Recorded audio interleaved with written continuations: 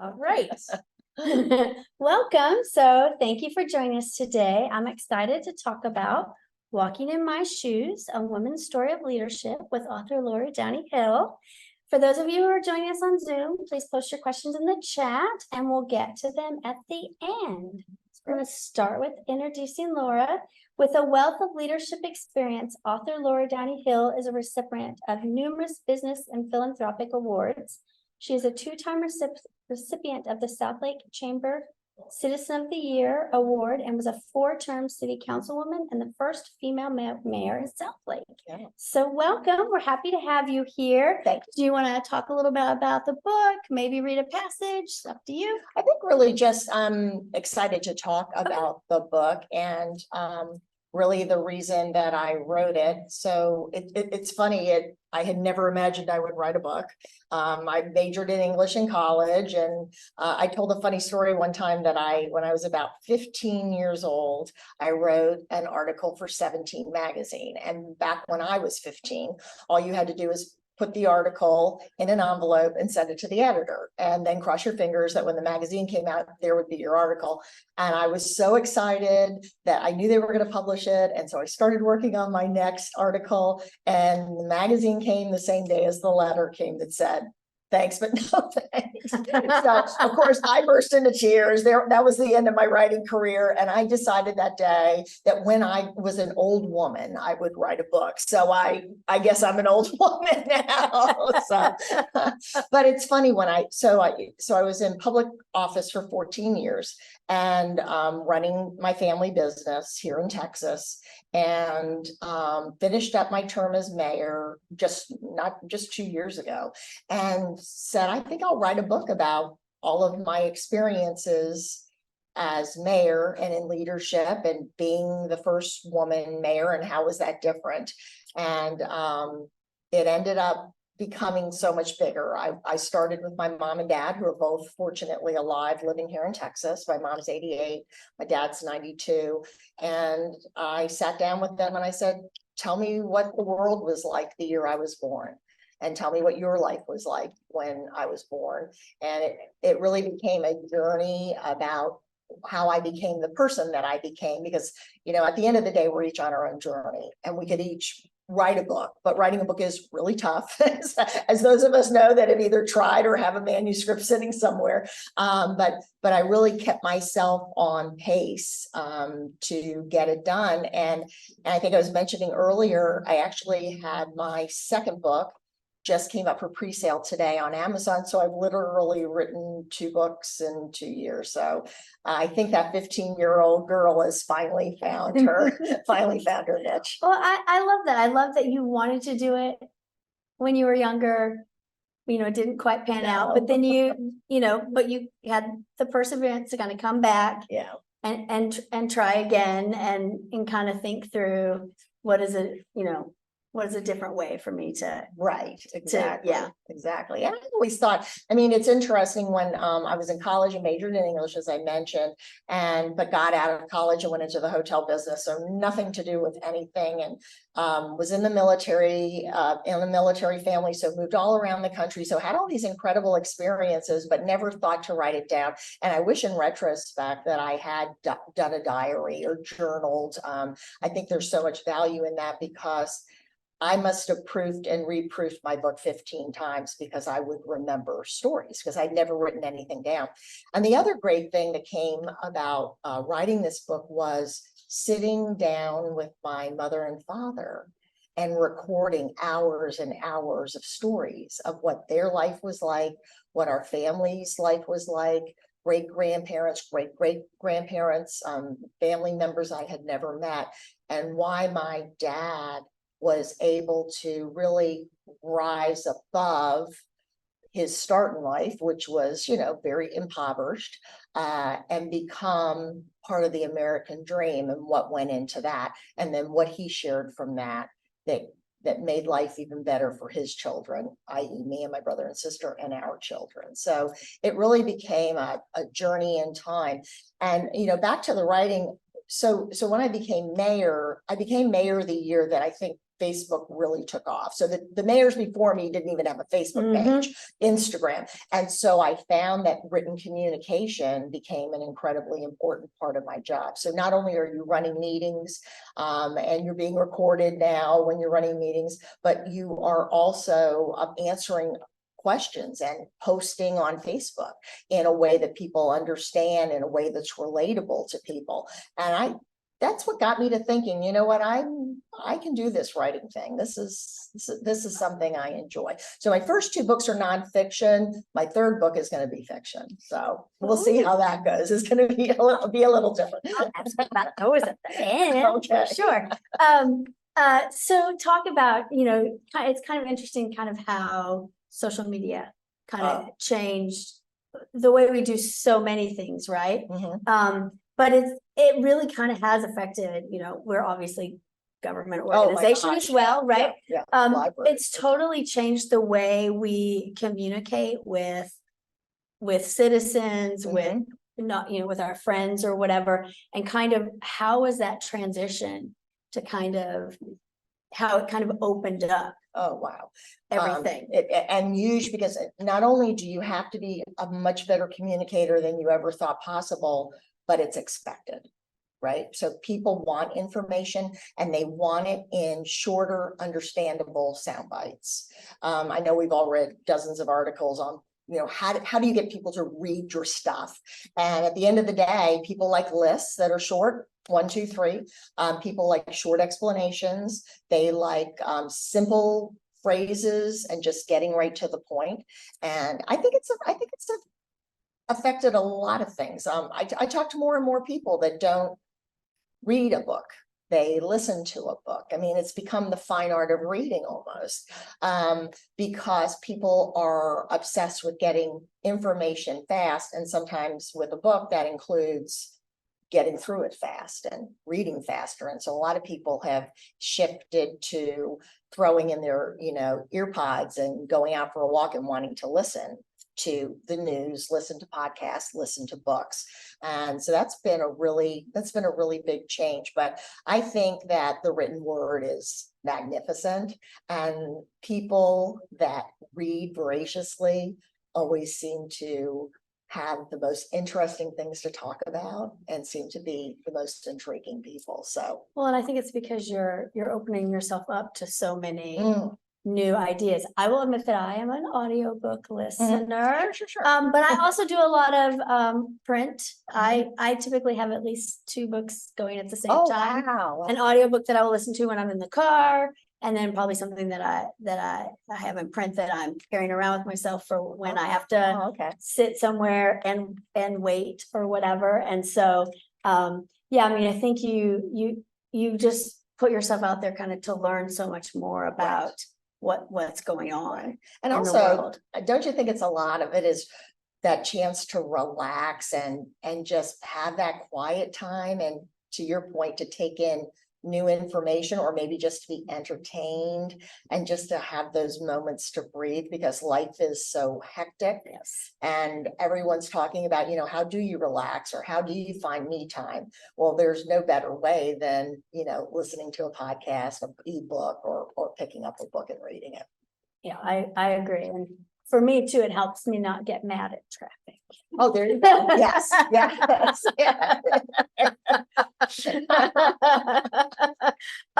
So I want to talk about your book a little bit. So what advice do you wish you had gotten kind of at the start of your career? So I had no idea what I was doing when I started. I had no idea.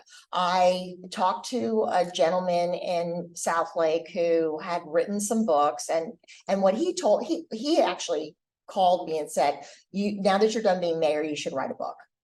And I said, well, it's funny you say that, because I had been taking a lot of walks, and I had been voice recording stories and ideas, thinking that, maybe I would write a book someday if somebody would show me how to do it, but I had no idea where to start.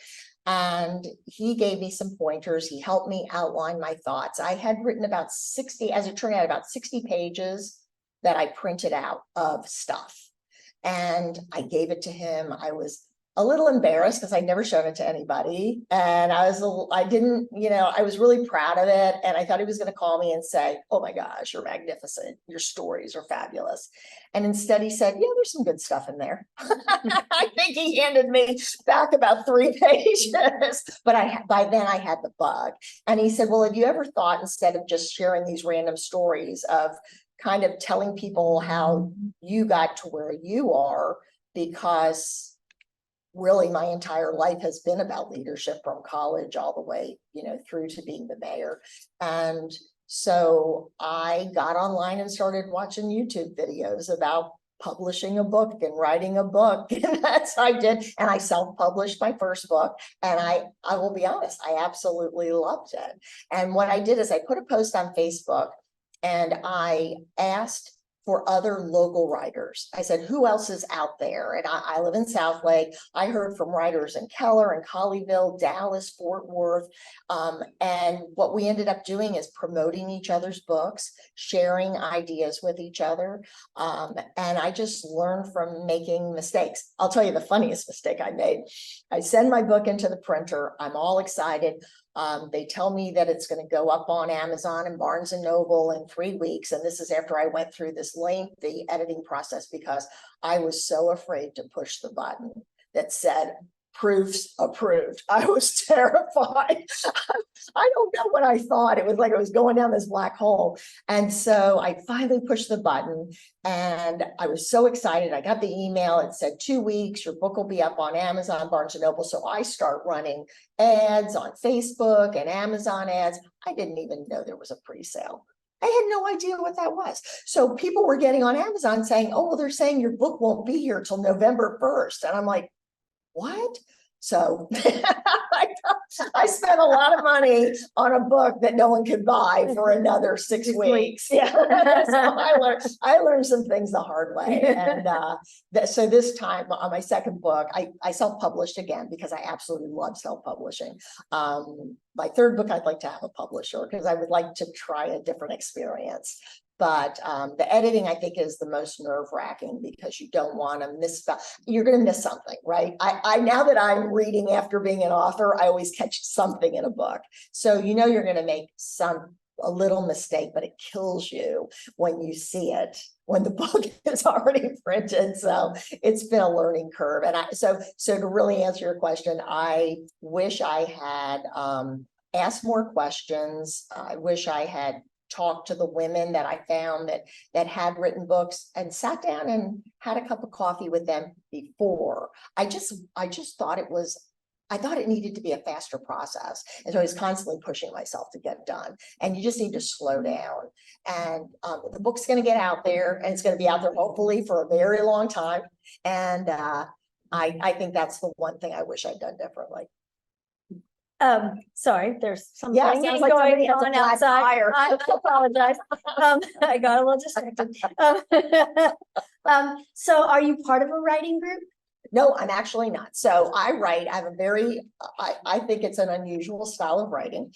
I take long walks or on my drive to work every day, and I record my book. So I just start talking off the top of my head of whatever I'm in the mood to talk about that day. So anybody who's ever been next to me at a red light is probably, I'm the crazy lady.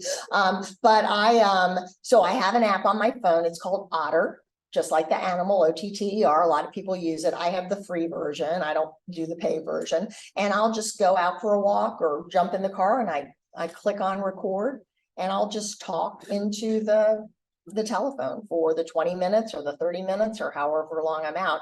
And then I export that as text to a Word document. And I'll start my book sometimes with anywhere from 60,000 to 100,000 words. And I'll just then my next step is such a strange, I guess everybody writes in their own way. Everybody writes in their own way. Yep. So then, because I have so many pages of words, I will go back and start categorizing ideas for chapter titles. And then I just set up 15 Word documents and I title it and I start pulling. I start with my huge document and I pull everything over, and then I'll start editing one chapter at a time. And I edit down each chapter to where it's almost perfect and ready to go. And then I send it. I have a friend locally who does my editing for me.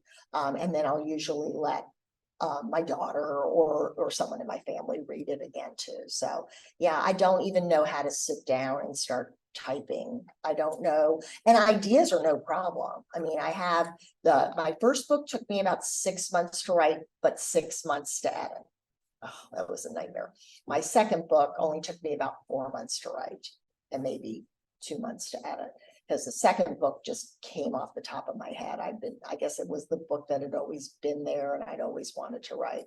The first book, so Walking in My Shoes, I will tell you the toughest thing about writing a memoir with a goal of sharing leadership experiences is you really have to make sure you don't get the timeline wrong. So I would have big sheets of paper in my office and it would say, this is the year I was born. This is when we moved here. This is when we moved here. This is when if anybody sat down with their own life and tried to make a timeline of where you were and what you were doing, I mean, it's a huge undertaking, but in order to tell stories, you really needed to make sure that it was woven together in a way that makes sense to the reader, because you're going back and forth in time, so that it's not some crazy, oh, in the first year I did this, and the second year I did that.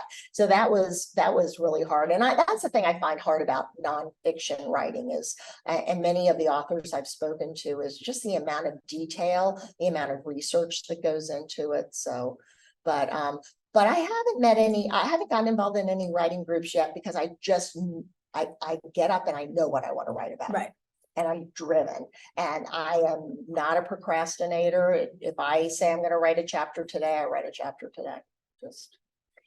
So would you say that part of your philosophy is you just work at it every day?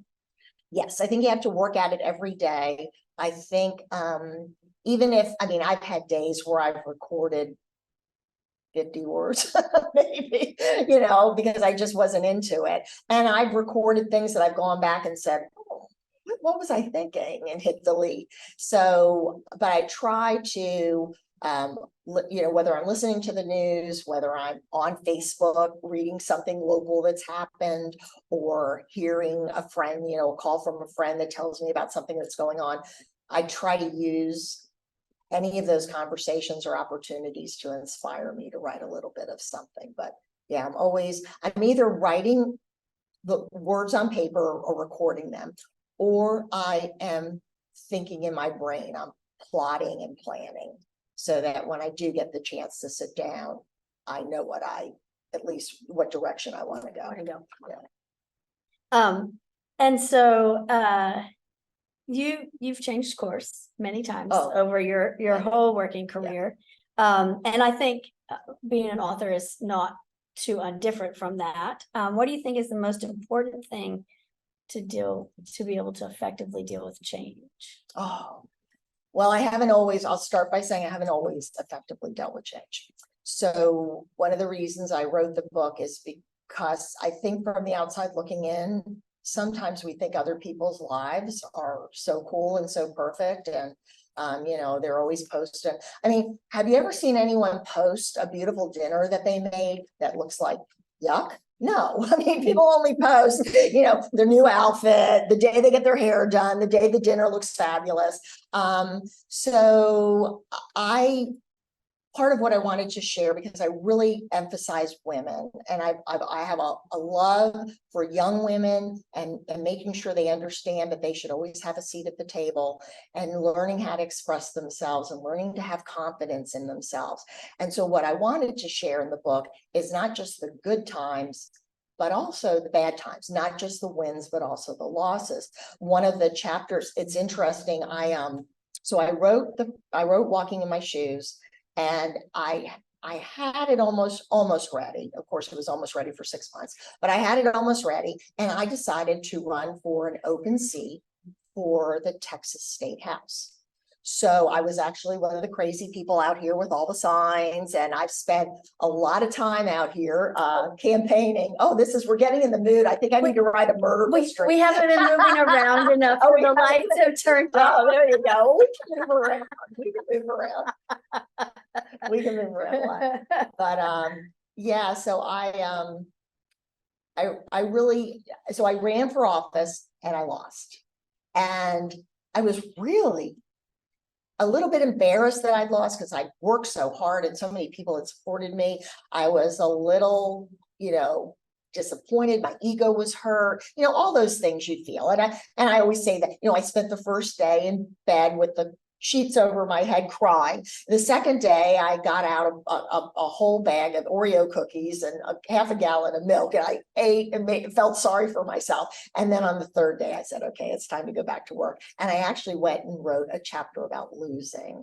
And what I discovered along my journey and along the route of writing the book is that so much of our life is having humility, and that's what helps us to change. Not being afraid to reach up and aim high and to try new things, knowing that there's a chance that you're going to fail, but having the belief in yourself to know that even if you fail, you gave it all that you had. And so I think that is what helps people manage change through their lives, of going easy on yourself, not being too hard on your expectations. And at the end of the day, if all people ever remember about you is that you gave everything your best effort, isn't that a great thing to be able to say? I like that. So you kind of talked about this, you self-published, you weren't really sure what you're doing. So were there other things that you wish you'd known about publishing in general that people don't really talk about or think about when they have that book in their hand? So I don't know if I'm smart enough to answer that question because I think I'm still making mistakes. I think going with a big company, I used BookBaby to publish my book. I was a little afraid of even asking a lot of questions. I'm one of those people, I order it and I pay for it, but then I don't want to keep going back and asking questions because I feel like I'm being a bother. You have to be a bother. You have to be a bother. If there's anything you're not sure of, two choices: call and ask, find other public, ladies or gentlemen who've written books and ask them. Most are really, really helpful. And get on YouTube. I spent hours on YouTube finding out what other authors did wrong, what they did right, what they would do differently in the future. And I watched hours and hours of YouTube videos. But the other thing I've realized, it's really not, I don't want to say it's not that hard to find a publisher. That sounds snooty. I think I should have made some effort to find a publisher, but I didn't even want to try. I'll be honest, I didn't want anyone to turn me down. And so I made the decision to just publish myself. And part of the problem with self-publishing, I mean, I'm not going to say it's perfect roses. You're paying up front, right, for the book. You're ordering books. I run around town with a suitcase. I mean, I sold 2,800 books myself of the first book that I wrote. I didn't even anticipate that. I just thought I was going to put my book on Amazon and BookBaby and Barnes and Noble and Books A Million, and everyone was going to buy my book because they knew me and they loved me. It doesn't work like that. So I wish I'd been a little more realistic about, I did Rotary meetings, Kiwanis meetings. If you needed a speaker, I was there with my suitcase. And if I sold 10 books, I was thrilled.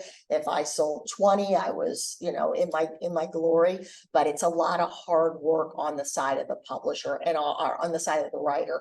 And also, before your book comes out during that pre-sale period, that is such a valuable time to start spreading the word with your friends, getting a friend to host you at coffee shops, to talk about your upcoming book, and to just get some buzz going so that when the book's available, people do jump on and buy your book.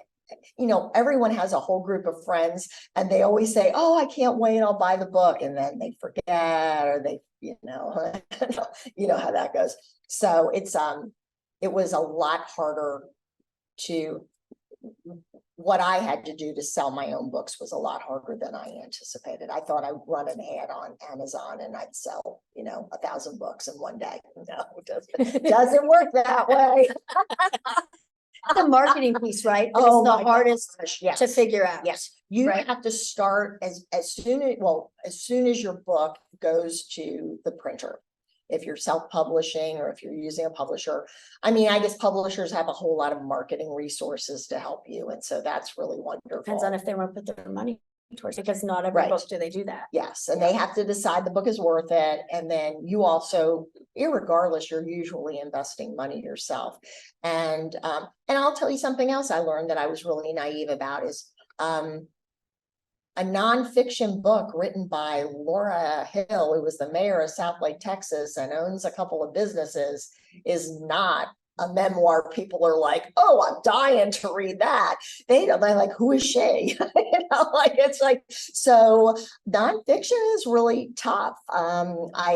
Especially when you're writing about yourself, the leadership category is outstanding. And that's the other thing people need to do is you've got to either learn or get on YouTube and learn what categories are people searching for books in. And I didn't even understand that. I got on there and I put in keywords based on nothing. I didn't know how to go look at the analytics. I didn't talk to other people and say, hey, what have you found when you're trying to sell your books? So we'll see how this second book goes compared to that, because I still have a lot to learn, but I learned a lot from the first time, and I'm not going to make those mistakes again. And get your social. You should have an author page. Yes. On social media, you should be posting good content. What I did on my second book is I actually, on every chapter, I pulled a quote out of that chapter and made that. So chapter 1 has a quote, and then that became a piece of artwork ready to be posted on Facebook when the time came. So I was already, as I was final proofing the book, getting it ready to send, I was pulling out pieces of the book so that I would be ready with posts. So the minute I announced that the book was ready for pre-sale, I had this series of videos done. I had a YouTube channel set up. And even if your content is, small, you just get used to people following you and looking for really good content that brings value. And would you say when you use your social media, you're not always advertising the book, right? You're also trying to find other content that kind of keeps people interested that's separate, or do you mostly do posts about the book itself? I have a feeling people got sick and tired of my first book of seeing me constantly posting about my book. And here's the link, to buy my book. So what I learned is that it has to be value, and you have to have something that interests people. One of the things I do is when I was the mayor of Southlake, I had a hashtag, the mayor's shoes, because I always wore really cool shoes. And I used to take pictures of my shoes at events versus taking pictures of me. A lot less pressure, hair, makeup, you don't have to worry about that. So what I would do is I would find a place to sit down and I would put my legs out and cross them. And I take a picture of my shoes with whatever I was attending in the background. So once I was done being mayor, obviously come on, move on, no more mayor's shoes. But I found out that if I'm sitting in a lounge chair reading a book and I have a cute pair of sandals on and I take a picture of the book cover with my sandals, that people love those posts. Maybe they love the shoes, maybe they've read the book and they love the book. So what I've done is taken the opportunity to promote other authors. I promoted, my favorite book in the whole world is The Confederacy of the Dunces. So I've taken, a picture in New Orleans with the book, which is of course all about New Orleans. And people see different things, but they still understand that I'm an author. Right. And so when the day comes that I jump on and go, book number 2 is here, they're not like, oh, here she goes again. I mean, the building your brand part, right? Yes, it's all about brand. And it's trial and error, right? You figure out, okay, this works, this doesn't work. How can I tweak that? Tweak that kind of always, it has to constantly evolve, right? Yeah. And what do you write about? Do you write about, I met a lot of writers that write Texas stories. So your content can be pictures of different places in Texas, pictures of longhorns, so whatever your theme is, whatever genre you write in, try to find content that fits into that genre. And it may be sharing other people's books, because 9 times out of 10, when you share someone's book and tag them, when the day comes, they will share your book. And I figured that out really, really quickly. People love quotes, because obviously people love the memes. People love quotes. They love inspirational quotes. They love value. So build your brand around that, and not a bunch of selfies. I did the whole, here I am with my book, yeah. Okay. After about the 10th post, I was like, oh, okay, there's Laura again. So yeah, so that's been a process too. And again, going back to your question, I loved is, what did you learn that you would have done differently? And these are things that I never gave much thought, because again, I thought I was going to write a book and everyone who'd ever known me was going to go buy it. Didn't quite work out that way. Yeah, I mean, it's definitely, I think a lot of people everything, it's like life, right? Everything is kind of a learning curve. So it's kind of figuring out what works for you. And run it like a business, right? If you're, you think about it, why do you keep going back and grabbing a salad at the same restaurant, 2 or 3 times a week, and why do you follow them on Facebook, and what kind of posts? And that's the other thing, is look at a business that you like, that you use, and follow them and really watch what they're posting. And why do you keep going to that business? What about that business do you like? And so as a writer, you have to say, my books are my business, and I'm the author, and I'm part of that brand. So how do I, because I'm not going to pose for selfies, and I'm not going to, do Facebook Live all over town. That's just not my style. So I had to find something I felt comfortable doing, but that was true to me, but also true to how I write and what I write about, which is women and leadership, and reaching for our highest goals. So we haven't really talked about the book itself. Okay. So what do you, trying to think how I want to word this. So what I really appreciate about it is kind of, it is a journey, and kind of how how you've kind of grown into the business world. How has being a woman in business changed? Oh, gosh. Because, definitely there has been a lot of change, during your time. And what do you think have changed for the best, and what is not? What have been negative changes, do you think? Right. Well, and I think it's interesting. So I went to college in the late 70s. So that gives everybody an idea of when I'm entering the workforce in 1979. And I went out of college, I went into the hotel industry. I worked at a hotel, big hotel company, 33 managers. One was a woman, and that was me. And I was rock bottom. I was the 24-hour coffee shop manager in a huge hotel in Cincinnati, Ohio. And I tell the story that I didn't even know my boss's boss, the general manager of the hotel, because I came into work at 6 o'clock at night and went home at 6 in the morning. And it was the crummiest job in the whole chain of, it's like, okay, what dumb kid out of college can we stick in this job?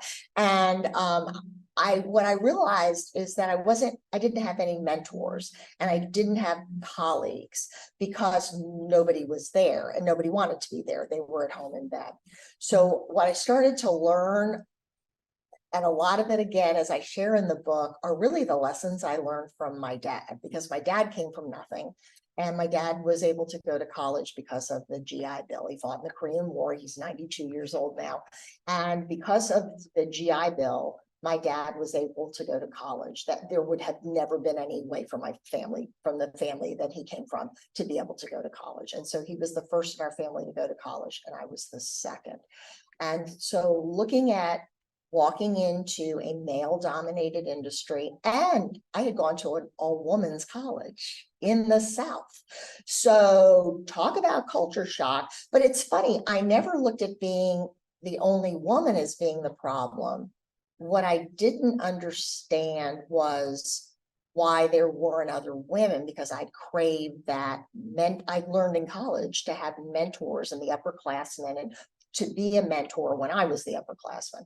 And that's really what I miss so much. And I think as I worked through my career, I worked 14 years in the hotel industry. I share, living in Alaska and what that was like, but really in a male-dominated industry, and trying to make my way and making the mistakes along the way of trying to be like the men. Okay, well, if they're going to act this way and dress this way, then I'm going to act that way and dress that way. And, and trying to not be a crier. I'm a crier. And, having a boss say, why do you cry all the time? It's like, I don't know, I'm a girl. I cry all the time. But I knew that I was the best manager in the hotel. So, but I shared one story in particular that I had worked a 14-hour shift. I'd finally gotten home 11 o'clock at night. And these are the days, no cell phones, just the landline. And I'm sharing a house with 5 girls, and the phone starts ringing at 11 o'clock at night. I am just so tired, feet up, passed out on the sofa, and it's my boss. And he had not worked a 14-hour day, but he had decided to show up at the hotel after everyone had gone home. And he'd done a walkthrough to make sure tables were set, carpets were cleaned. Well, the dishwashers who reported to me had not done a good job mopping the floor, and the floor was still greasy. So he called me screaming at me to tell me that the floors were still greasy. So I had to make, so I listened to him and I kept my mouth shut. And then after we hung up, I called my dad at 11:30 at night. I said, I've had it. I'm quitting tomorrow. They don't appreciate me. I'm the best manager they have. And my father said, no. He said, what you're going to be is the best manager in that hotel. And your boss may not see it, but you're going to take responsibility. You're going to go fix the problems with your employees, but you're not going to blame your employees, because everyone had a long day. And you're going to use this to propel yourself to where you want to go. Because at the end of the day, our journey is all your journey, my journey. It's all about where do we want to go. And you're going to have disappointments along the way. It's tough for women. I think one of the things I think that's still tough for women is it's just still not totally accepted that we are going to have full-time careers. I don't care what anybody says. I have talked to too many women in leadership positions with company that say their number one problem is getting younger women to commit to a track that will take them to leadership in the company, that the women are the ones that don't want to commit to it, because they know that when the school calls and the child is sick, they're calling the mother. And so there's still a lot of inequity, in not just the workplace, I think, but also in what we as women are willing to give up, home life versus career. It's going to be a struggle for us forever. I think one of the things that has gotten much, much better is that the women who have stepped into positions of leadership have set the standard for those young women that are coming up. And what we need to do in leadership is to set a place at the table for young women. And one of the things I talk about in my new book is if you get to the top of the ladder first, whether you're in philanthropy, whether you have a career, whether you're a volunteer, whatever you are giving your all to, when you get to the top of the ladder, don't pull the ladder up. Reach down and help the next person. Now, they may not ever want to be you, but you can help them be the best that they can be. And as women, we sometimes think as long as we're in the room, that's good enough. Well, it's not good enough. The people making the decisions are at the table. And I would say things have shifted a little. I feel like the biggest problem for women in business right now is other women. I do not think we are supportive of each other. I think we let jealousy and envy creep in. We learned it when we were little girls, and it's tough to break away from that whole clique mentality. I mean, I talk a lot in my second book about, always wanting to be one of the popular girls. And I was the girl who always had one toe in the popular circle, and they kept pushing me out, but it's, because we want to be part of a clique and we want to belong, and we'll follow whatever rules just so we belong. And we tend to have a difficult time with other women that are either more successful than us, or even worse, women that bypass us in the job market. So it's time for women to even start having some tough conversations about how we treat each other. I like that. And I think it's something we don't think about a lot, right? We don't think about how we interact with one another. Sometimes we're too focused on how am I getting where I need to go, right, within the within whatever organizational structure and pushback is. Right. And we don't have the same level of experience. So we haven't been in the job market as long as men have. We certainly haven't been in full time in the job market like men have. And how many women can say they've had female bosses their entire career? Not a lot of women. You may have had one or two along the way, but not many women have come up in a business, especially in a corporate situation, where they have always reported to other women and learned to work with women in the workplace. Women tend to meet each other and say, oh, I like you, I want to be your friend.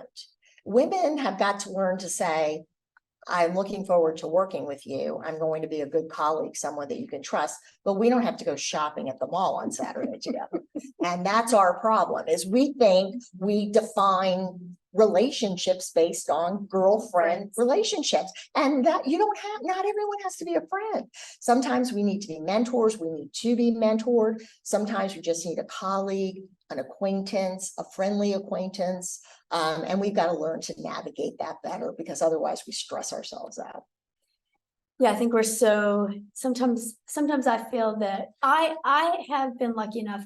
I think partially because I've obviously I currently work in a very female dominated industry, but I came in from the banking world before that. Yeah. And I would say that lower level banking, the people who are working in the back offices every day, anybody who's not in the C-suite, those people are typically women because they're not well-paid jobs.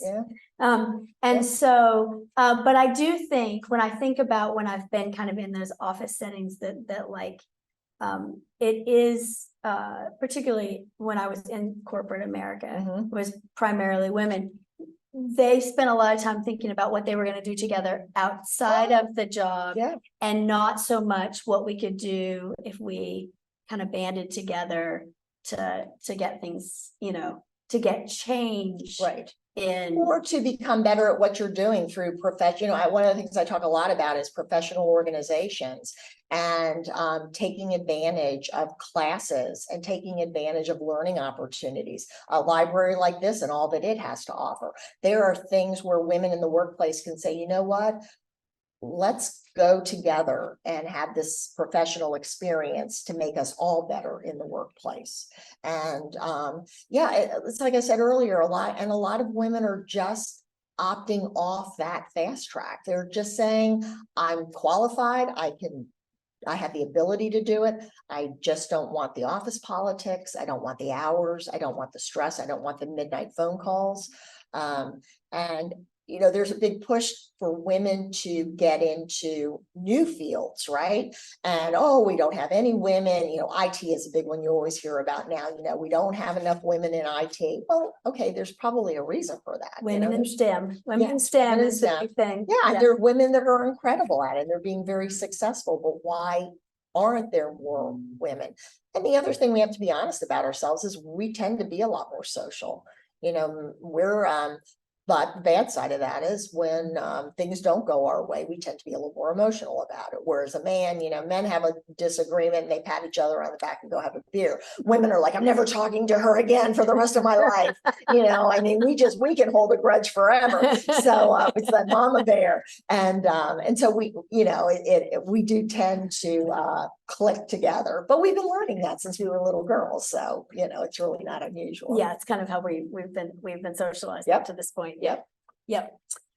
So is there anything else about the book that we haven't talked about that you think we should talk about to get people interested in reading it? Well, and I think too, I think the stories is pretty interesting because I've had some, like anyone else, I've had some really incredible experiences in my life, but it's really not about that. It's about the lessons learned along the way. And I share a lot of tips for leadership. I've run my family business for 25 years here in Texas. We own, one of the businesses we own is a large fleet of ice cream trucks, which you want to talk about an interesting business. So I share a lot of, tips about business, about branding, about the way that you communicate, so that someone can, the book is uplifting, but yet you can take the book or take parts of it and say, you know what, I can do that in my business. I can do that in my own personal growth. I can take that lesson from her. I share some pretty embarrassing stories about how I was unkind to other women in the workforce because I saw them as a threat when I was, in my mid-30s and 40s, and how I did everything in my power to make sure that they failed by not mentoring them, by not giving them the guidance that they needed. And there's a lot to be learned from that because what I then share is when I finally snapped out of it and realized that I was the one holding myself back, here's what I was able to accomplish. So the book it's really all about, every chapter is about lessons learned and different lessons learned as a stay-at-home mom, what it was like to give up an outstanding career of 14 years and stay home with 2 little babies and almost lose my mind, going through divorce. So I'm very honest about what the setbacks were and how I either handled them very well and grew from them, or in some cases handled them poorly and cost myself either some friends or some successes or just time. One of the things I say in the book that I love is that life is not meant to be perfectly pressed. It's meant to have wrinkles, and we're constantly making little decisions, whether to vacuum the floor instead of call an old friend or talk to a relative, or just go get a cup of coffee and have a few minutes to ourselves to relax. But instead, we're obsessed with all of these little things that at the end of our lives are really not going to matter. So I think if you want to read something that's uplifting and makes you feel good about your own journey and makes you stop and think, wow, what has happened in my family that maybe I want to put down on paper, maybe not a book, maybe just, a recorded stories, whatever, but I think it will inspire you to do that. Well, and one of the things I really liked about the book is that it had all the leadership tips too, but it also kind of had the family history sort of thing. Yes. So one of the things we have here at the Fort Worth Library is we have a history center because we have a big genealogy and local history collection. And so it really kind of, hit on those things that we have people who are looking to figure out how they want to record and document their family history for their kids or for their, other family members. And so they can kind of keep up with, so everyone knows members of the family that may not be here anymore. Right. And so I really liked that there was that part of it too, that it was, kind of the interplay between the two. Yes. And as a result, I have dozens of hours of recordings. I would go out and sit in my dad's barn and I said, okay, Dad, I'm coming up. these are the two questions I want to ask you today. And he would just talk and talk and talk. And then I get home that night and he called me and said, I forgot to tell you about old Uncle James, and then, because he's a wealth of knowledge. And then he shared stories from his grandfather and his great grandfather. And these were people that had never even had any education, and how it makes you realize how far your family has come from where they started, whether it was an immigrant family, wherever your roots were. It really shows you how hard your family worked to get where you are today and to have the opportunities that you have today. So. All right, so I'm going to ask one more question, then we'll open it up for the audience. So you've kind of mentioned a couple of times. So what is the title of your next book that's coming out? Oh, my book's called Where the Mean Girls Go.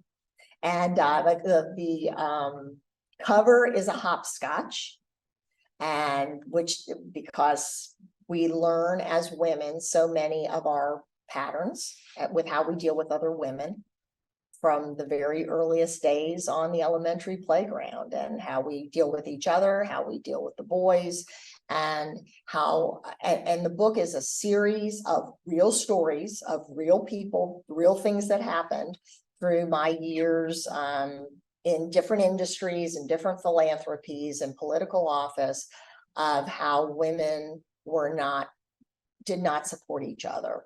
And also many stories of women who did support each other and lifted each other up. So it's pretty edgy, but it is, I think there's a lot to be learned from it. And again, it's very, very similar to my first book, Walking in My Shoes, in that I'm trying to stress what we can do for future generations of women. And those are the daughters that we're raising now, or our nieces, or, the next door neighbor's daughter. We have so many opportunities. I know you at the library, all the young women you must come in, that come in, that you can make a positive impact on, and that we all have to do our part. And then, so you're gonna foray into fiction next? Yes. So I've written the first 3 chapters of my next book. I'm going to stick with what I love, which is murder. I love murder. I'm a murder podcast junkie. Totally love it. Totally obsessed. And I decided I'm going to mix some rural Texas with local government, and write a story about murder in a small Texas town. And I think it'll be really interesting, because having been on a city council in a small town, relatively small, for many years, and knowing all the backroom politics and the ins and the outs, I think setting it in a more rural setting, I think, has some real good opportunities. So yeah. Ooh, that sounds interesting. All right. Okay, so we're going to open it up for audience questions. Earlier you mentioned a book that was your favorite, and I have somebody asking if you could repeat the name of the book. Oh yes, The Confederacy of the Dunces.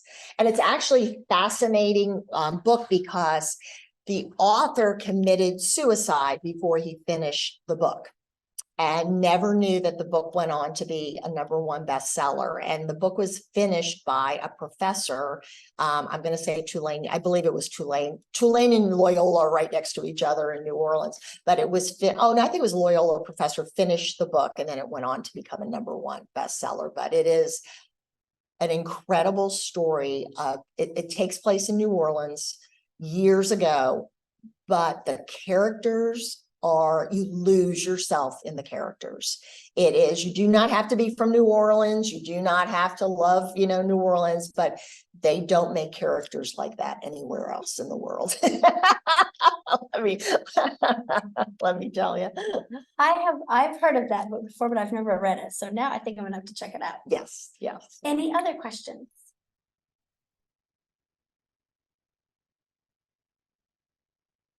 You don't appear to have any. I think I talked about everything. A lot of stuff. Please follow. Yeah, get on my Facebook page, then you'll see everything. Well, so I want to say thank you for joining us tonight. And for those of you on Zoom, thank you for joining us too. We hope you enjoyed it. The lights are about to go out on us again. We do have several great author visits coming up. in the next couple of months, and we hope you join us. Our next visit is going to be next week. Author Paul Rozzoli. Let's see if I can. Sorry, I was trying to get the, For a murder. Yeah, Perfect for a murder. trying to get the author series into the chat. Yeah. Well, so author Paul Rozzoli is going to talk about his book, The Girl and the Tiger, which is set in India. Mm. He is a filmmaker and a conservationist, and he works with threatened ecosystems and species in countries like India, South Africa, and Peru. And he will be coming to us virtually, I believe, from either Africa or India. I'm Wow. not exactly sure. So please sign up for the Zoom and join us. That is next Thursday at 6:30. And thanks again. And everyone have a great evening. Thank you very much.